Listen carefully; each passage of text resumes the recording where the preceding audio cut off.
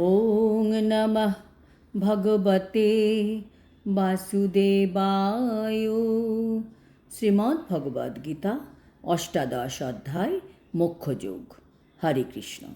আজ আমরা মোক্ষযোগের 60 নম্বর শ্লোকটি শুনব।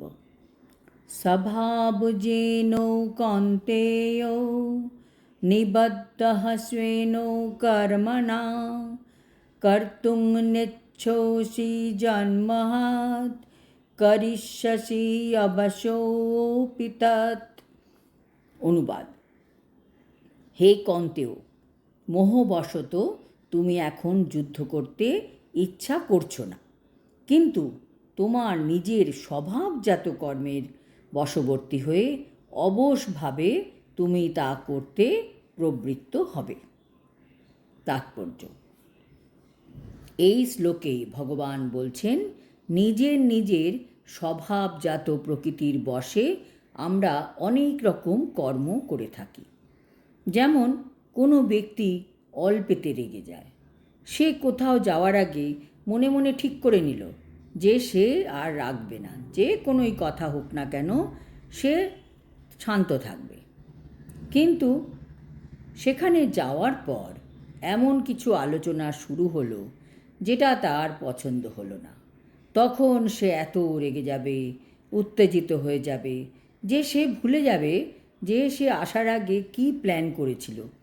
কারণ সেটি হচ্ছে তার প্রকৃতিতে আছে। প্রকৃতিকে নিয়ন্ত্রণ করা খুব কঠিন। প্রকৃতিকে নিয়ন্ত্রণ করতে গেলে 3 গুণকে নিয়ন্ত্রণ করতে হবে। তাই আমাদের সব সময় সত্যগুণের চিন্তা করতে হবে, সত্যগুণের কাজ করতে হবে, সত্যগুণের অধ্যয়ন করতে হবে, সত্যগুণের মানুষদের সাথে মিশতে হবে। তাহলেই আমাদের গুণ পরিবর্তন হতে পারে।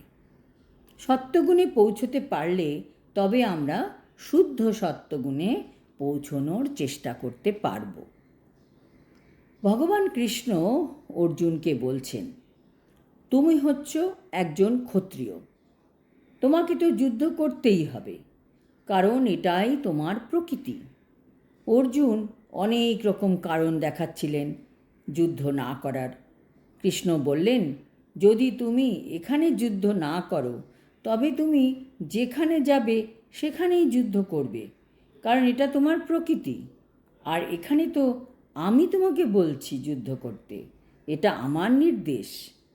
অনেক সময় আমরা 3 গুণের দ্বারা পরিচালিত হয়ে অনেক কিছু করে ফেলি, কারণ মায়া আমাদের চালিত করে।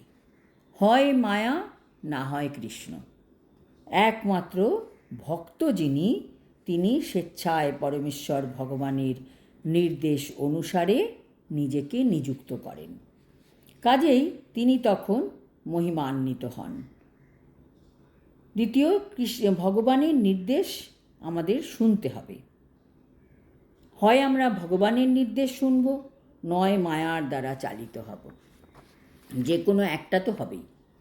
কাজেই আমাদের যাই প্রকৃতি হোক না কেন, আমরা যদি আমাদের সেই প্রকৃতির দ্বারা চালিত কর্মকে ভগবানে সমর্পণ করে চলতে পারি, তাহলে ভগবানই আমাদের উদ্ধার করতে সাহায্য করবেন। আজ এই পর্যন্ত। এর পরের শ্লোকে ভগবান কিভাবে আমাদের চালিত করছেন তার সম্বন্ধে আমরা জানতে পারব। হরি ওম তৎসৎ। হরে কৃষ্ণ।